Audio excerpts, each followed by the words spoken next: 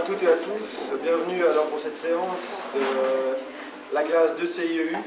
Durant tout le semestre, ils ont travaillé en fait sur des reportages qu'ils ont choisis, des reportages à thématique un peu jeune, c'est pour ça que vous êtes un public tout choisi. Aujourd'hui, mes camarades et moi allons vous présenter un reportage sur le football local, en particulier chez les jeunes. Durant notre reportage, nous avons interviewé deux entraîneurs du FC Servette, Alain Guylaine et José Polidera. Et ensuite, nous avons interviewé un jeune joueur de 18 ans qui joue au FC Southampton, Alexandre Jankiewicz. Allez, venez.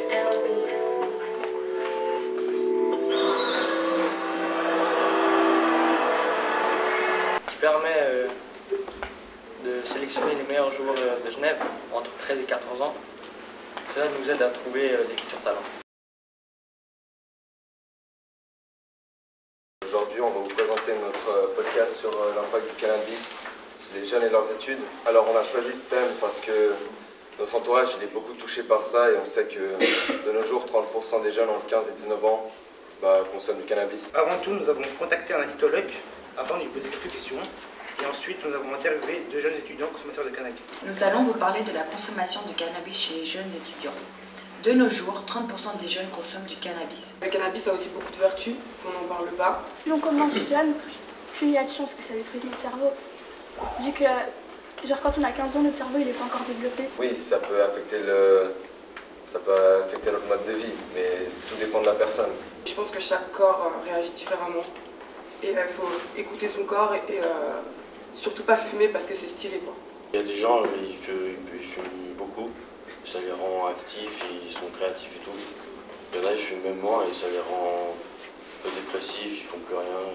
Est-ce que vous pensez qu'on peut comparer ça à l'alcool par exemple? Non, parce que l'alcool, par exemple, ça s'élimine avec les reins.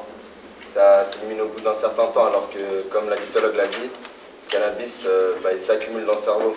L'alcool c'est légal, le cannabis ça l'est pas. Donc le cannabis ça n'a rien à voir avec l'alcool. C'est pas les mêmes effets secondaires. L'alcool, ça se met dans un état second, alors que le cannabis, c'est aussi un état second, mais en tout cas, on est conscient de ce qu'on fait. Alors que l'alcool, vraiment, on peut dire ouais, mais c'est passé quoi hier et tout, on a oublié. Il y a beaucoup plus d'accidents avec l'alcool qu'avec le cannabis. Il y en a une qui est psychologique, l'alcool c'est physique. Pourquoi on consomme ces substances-là? Il y en a, genre, dans notre entourage, par exemple, ils consomment, c'est juste pour l'effet.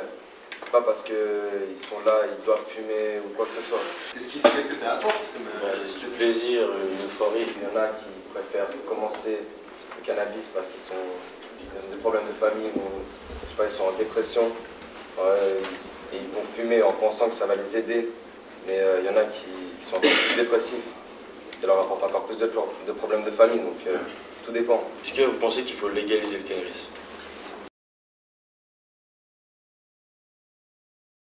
Bonjour à tous, alors aujourd'hui on va vous présenter un reportage sur les startups. On a choisi ce thème parce que ça donne une opportunité pour les jeunes qui n'ont pas forcément d'idées pour leur avenir. Pour réaliser ce projet, nous avons interviewé Velvet les Genevoises et Maniga qui sont là avec nous. En fait, une start-up, c'est une jeune entreprise qui n'a pas de fonds. On part d'une idée, quelque chose qu'on veut créer, qu'on veut partager avec des gens. Et en gros, sans fonds particuliers, donc un peu de rien, vous allez essayer d'avancer. Et avec ce que vous créez, vous allez trouver des investisseurs qui vont être prêts à vous fournir les moyens de vous agrandir et de vendre ce que vous créez.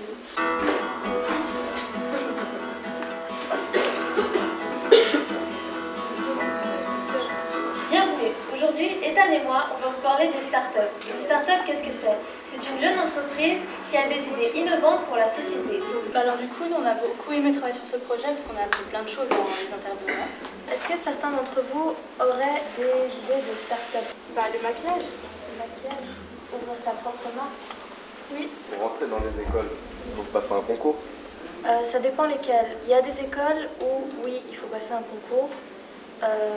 Et il y en a d'autres où c'est un peu comme un entretien d'embauche. Tu y vas, tu donnes ton profil, tu montres les études que tu as faites, et voilà. Mais le plus souvent aussi, il faut savoir, c'est des écoles souvent qui sont payantes, parce que c'est des écoles supérieures. Mais aussi, vous avez l'opportunité d'avoir de l'aide de l'État. Dans le cas de Velvet les Genevoises, elles sont en études, elles essayent d'ouvrir leur start-up en même temps. Donc c'est aussi pour vous montrer que si vous voulez continuer des études, mais que vous voulez aussi vous lancer, essayer, comme ça si ça rate, vous avez toujours quelque chose pour vous rattraper, bah, vous pouvez. Est-ce que certains d'entre vous connaissent les gens qui en ont aujourd'hui dans votre entourage, ou peut-être des amis ou autres? Ouais, et les amis ils sortent des sacs et des t-shirts. Et ça se vend bien? Ça se vend beaucoup. Enfin, il y en a pas que je vois avec maintenant. Du coup, bah, ça commence bien. Est-ce que vous pensez que peut-être dans les écoles, ce serait bien aussi de parler des startups comme une possibilité aussi pour plus tard? Bah, c'est clairement mieux d'en parler parce que de nos jours, je pense que plein de personnes ne veulent pas faire un travail qu'ils n'aiment pas. Du coup, peut-être lancer une start-up, bah, ça peut permettre d'avoir beaucoup d'opportunités. Bah, je pense qu'en parler, ça pourrait motiver plus les élèves à travailler. Parce que par exemple, il y a beaucoup d'élèves qui ne réussissent pas parce qu'ils n'ont pas les capacités, mais juste parce qu'ils n'ont pas vraiment d'idées et il n'y a rien qui les motive. Du coup, bah, je pense qu'on réussirait tous si on avait tous un objectif. Le fait est que quand vous trouvez peut-être ce qui vous intéresse vraiment dans la vie, ça peut vous motiver. Ensuite, je vous présente du coup, comme vous avez pu le savoir, Christina. Si vous avez des questions à lui poser à propos de son parcours, si la mode ça vous intéresse et que vous voulez savoir les étapes, la création, ou alors juste comment elle a fait pour ouvrir sa start-up aussi. Est-ce que quelqu'un a des questions? À la fin de l'école supérieure que vous avez faite, vous êtes sorti avec quoi?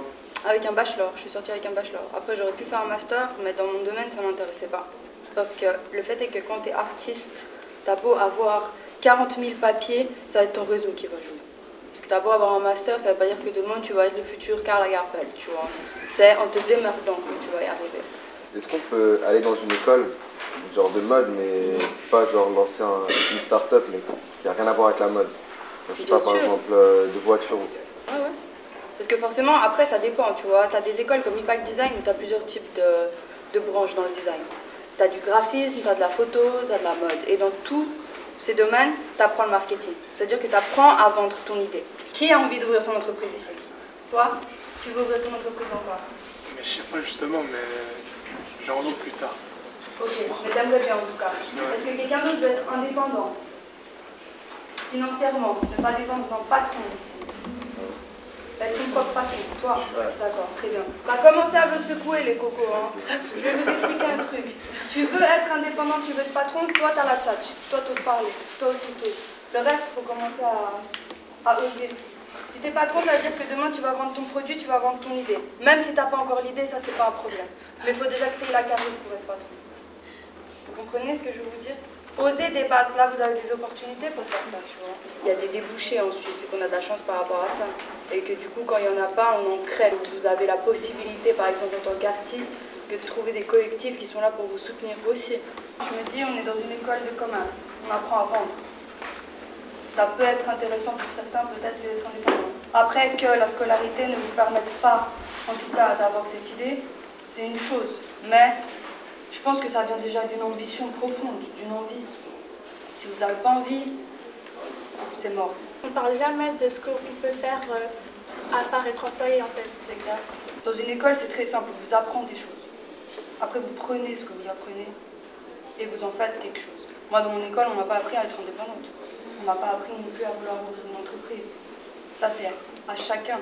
Si vous avez envie, vous devez aller derrière cette idée. On a besoin d'entreprises locales.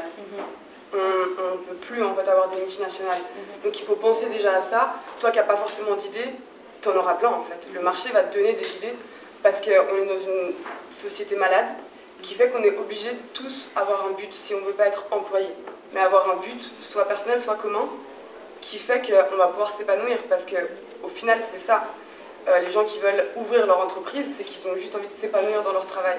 Ils en ont juste marre de se lever tous les jours pour travailler pour quelqu'un en fait. Donc ils se posent la question, qu'est-ce que je peux faire que j'aime? Attention, être entrepreneur, on se lève aussi le matin, c'est pas des 8 heures de travail, c'est beaucoup plus par jour. C'est compliqué, il y a des jours où on ne peut pas manger. Le fait est que si par exemple vous produisez en Chine, vous savez qu'il y a des gens, jeunes enfants, plus jeunes que vous, qui travaillent pour rien. Ça cause des maladies, ça cause des morts, ça cause tout ce que vous voulez. Plus le fait que ça pollue à fond. Donc en fait, vous devez faire attention où vous produisez, avec quoi vous produisez, comment vous le produisez. Et à ce moment-là, c'est éthique. Il faut faire attention à la planète, mais aussi aux gens et aux animaux aussi. Pas oublier. Demain, tu vas avoir des problèmes. Tout le monde aura des problèmes. Mais la façon dont tu réagis face à ces problèmes, ça dépend que de toi. Quand tu penses que c'est toujours la faute des autres, que ça va te tomber dessus, c'est faux. Attendre que vos ambitions vous tombent dessus, assis sur un canapé devant la télé, ça ne marchera pas. Si je me suis sortie de là, c'est tout simplement parce que peut-être que j'en avais peu, mais j'avais ça d'espoir et que je me suis accrochée à ça. C'est vrai qu'à vers 15 ans, j'étais complètement perdue, je ne savais pas ce que je voulais faire, je fumais énormément. Donc du coup, j'ai beaucoup lu, j'ai regardé beaucoup de documentaires. Je pense qu'il faut s'instruire quand on ne sait pas ce qu'on veut faire de notre vie. Quand on ne sait pas où on va, il faut essayer de s'instruire le plus possible, apprendre le plus possible.